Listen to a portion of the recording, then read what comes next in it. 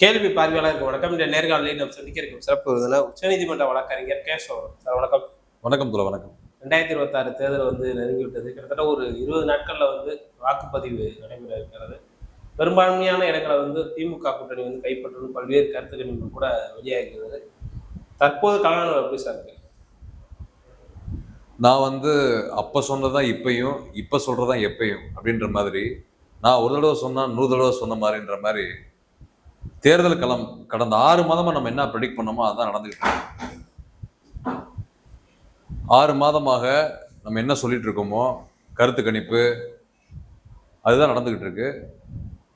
இவங்க இந்த RSS, பாஜக, சனாதன சங் பரிவார் கும்பல், ஜாதிவெறி மதவெறி கும்பல், அதிமுக கொத்தரிமைகள், RSS பாஜகவோட பி டீம், புரோக்கரு, அரசியல் ப்ராஸ்டியூட்டு, அதுக்கப்புறம் அவங்களுடைய கைக்கூலிகள் இருக்காங்கல்ல, அவங்க சில கருத்து கணிப்பு வெளியிடுறாங்க. அது கருத்து கணிப்பு இல்லை, அது கருத்து திணிப்பு. இப்ப நம்ம இந்த நேர்காணல பேசுறது அது கருத்து கணிப்பு. இதான் மக்களுடைய மனதின் குரலா தான் நம்ம ஒலிக்கிறோம். தேர்தல் களம் என்பது திமுகவுக்கு சாதகமா தான் இருக்கு. 200க்கும் மேற்பட்ட தொகுதினா இப்ப நான் மறந்து போயிட்டேன். 234 தொகுதியுமே திமுக தான் ஜெயிக்க போகுது. அதான் நடக்க போகுது. மொத்தமா எதிர்க்கட்சியே இல்லாத ஒரு தமிழ்நாடா மாறப்போகுது. எப்படி சொல்றதுன்னா அதிமுக அழிய போகுதுன்றது வருத்தம் இருக்கு எனக்கு.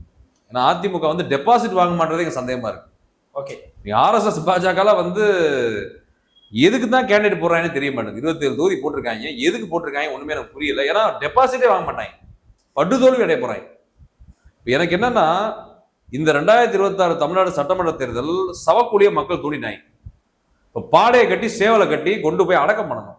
யார? அதிமுகவையும் RSSையும் பாஜகவையும், இந்த கும்பலை, அடிமைகள், கொத்தடிமைகளை.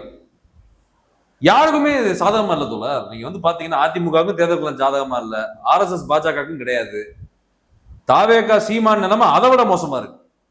அவங்க எல்லாம் பாத்தீங்கன்னா ஒரு 5-10% வாங்குவாங்கன்னு நினைக்கிறேன் ரெண்டு பேருமே. ஆனா டெபாசிட் வாங்க மாட்டாங்க. அப்ப என்னன்னா எதிர்கட்சிகள் இல்லாத ஒரு தமிழ்நாடை நோக்கி நகர்ந்துகிட்டு இருக்கு.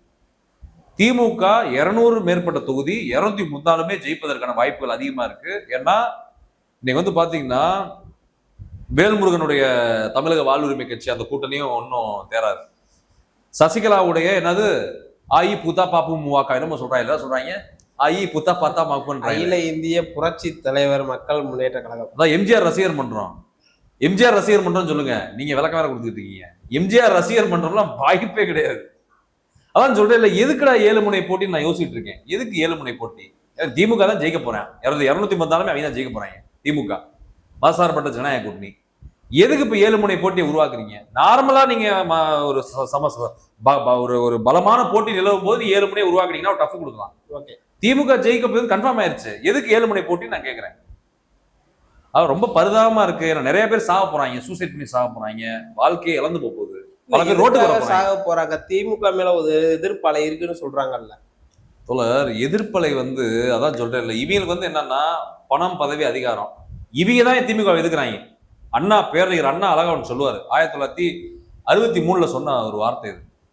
நமது எதிரிகள் நம்மளை தாக்கி தாக்கி பலவீனமாகட்டும், நாம் தாக்குதல்களை வாங்கி வாங்கி நாம் பலம் பெறுவோம் அப்படின்னு அண்ணா சொல்லுவார். எதையும் தாங்கும் இதயம் வேண்டும் அப்படின்னு அண்ணா சொல்லுவார்.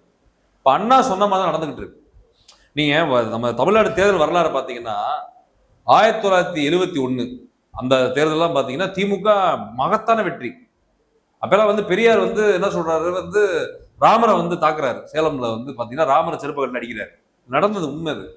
ஆனால் தமிழ்நாட்டு மக்கள் 189 சீட்டு கொடுத்தான் அந்த தேர்தலில். 1971 பெரியார் இருக்கும்போது நடந்த தேர்தல் அது. பெரியாரே ஆதரிச்சு பிரச்சாரம் பண்ணாரு, கலைஞர் முதலமைச்சர் ஆக வேண்டும், தமிழ்நாட்டை பாதுகாக்க, பார்ப்பனியத்தை வேற இருக்குன்னு. அப்ப இந்த தமிழ்நாடு வர்சஸ் டெல்லின்னு இப்போ செட் பண்ணிருக்காரு பாருங்க. இது அதை விட 1971 உச்சபட்சத்துக்கு போயிருச்சு 2026. கண்டிப்பாக டெல்லி வீழ்த்தப்படும். 3% பிராமண பார்ப்பன கும்பல் வீழ்த்தப்படும்.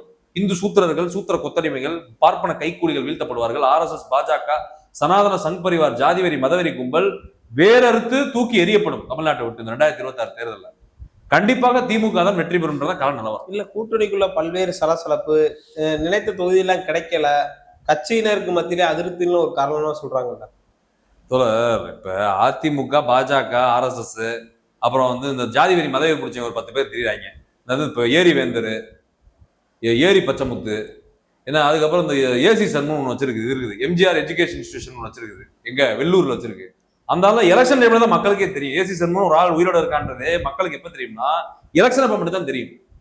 அது இந்த ஏரி வேந்தர்லாம் எஸ்ஆர்எம் யூனிவர்சிட்டி வெளியே வராது, எலெக்ஷன் அப்ப மட்டும் தான் வெளியே வரும்.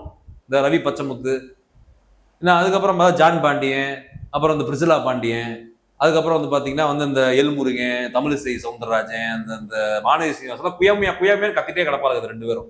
இவையெல்லாம் எங்க இருக்கானே தெரியாது தமிழ்நாட்டு மக்கள். எலெக்ஷன் அப்ப மட்டும் தான் வெளியே வருவாங்க. இந்த எல்முருகன், அண்ணாமலை, நயினார் நாகேந்திரன், அந்த கும்பல், அந்த கூட்டணியை பாருங்களேன், எல்லா ஜாதி வெறி மதவெறி பிடிச்சவன்.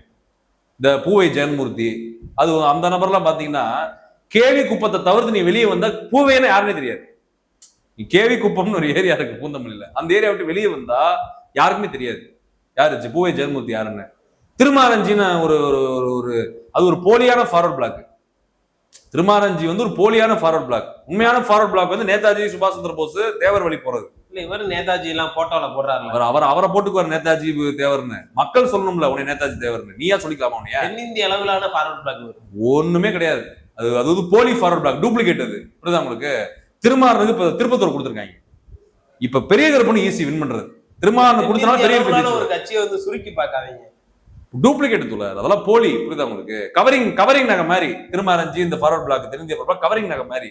என்ன சொல்றேன் கேளுங்க, இவங்க எல்லாம் ஜாதி வெறி மதவெறி கும்பல். இவங்க கூட்டணிக்குள்ள தான் சலசலப்பு. நீ தயவுசெய்து புரிஞ்சுக்கோங்க, திமுக கூட்டணிக்குள்ள சலசலப்பு கிடையாது. எல்லாரும் வந்து ஒருங்கிணைந்து செயல்படுறாங்க. மதசார்பற்ற ஜனநாயக சக்திகள், அம்பேத்கரை, பெரியாரிய, மார்க்சிய சக்திகள்லாம் ஒருங்கிணைந்து செயல்படுறாங்க. அந்த கூட்டணி தான் வெற்றி பெறும். அது கொள்கை கூட்டணி, தத்துவ கூட்டணி. இது வந்து போலி கூட்டணி, ஜாதி வெறி கூட்டணி, அயோக்கிய கூட்டணி. அதுல சொல்றேன் பாருங்க, இன்னும் திருமாரஞ்சி, இன்னும் பல பேர் இருக்காங்க. அந்த ஆதி நாராயணன் ஒரு குரூப் தெரியுறாங்க, மருது சேரன்னு சொல்லிட்டு சிவசேனையை காப்பி அடிச்சுட்டாங்க. மகாராஷ்டிரா சிவசேனை ஒரு கட்சி இருக்கு, அந்த கட்சியை காப்பி அடிச்சுட்டு இவங்க சுத்திட்டு இருக்காங்க. ஆதி நாராயணன் ஒரு குரூப் இருக்காங்க, இந்த மருது சேனைன்னு. அவங்க ஒரு ஜாதி வெறி எலமெண்ட். இப்படி பல ஜாதி வெறி எலமெண்ட் அதுல இருக்காங்க. நாடார் சமூகமா இருக்கட்டும், கோனார் சமூகமா இருக்கட்டும், முக்குளத்தோர் சமூகமா இருக்கட்டும், அதுக்கடுத்து வந்து அருந்ததிரி சமூகமா இருக்கட்டும், பட்டியல் சமூகமா இருக்கட்டும், பறையர் சமூகமா இருக்கட்டும், தேவேந்திர குரலாளர் சமூகமா இருக்கட்டும், எல்லா தமிழ் ஹிந்து ஜாதிகள், முதலியார் சமூகமா இருக்கட்டும், பிள்ளமார் சமூகமா இருக்கட்டும், சுந்தர்சி எல்லாம் கேண்டிடேட் போட்டிருக்காங்க மதுரையில், விளங்குமா?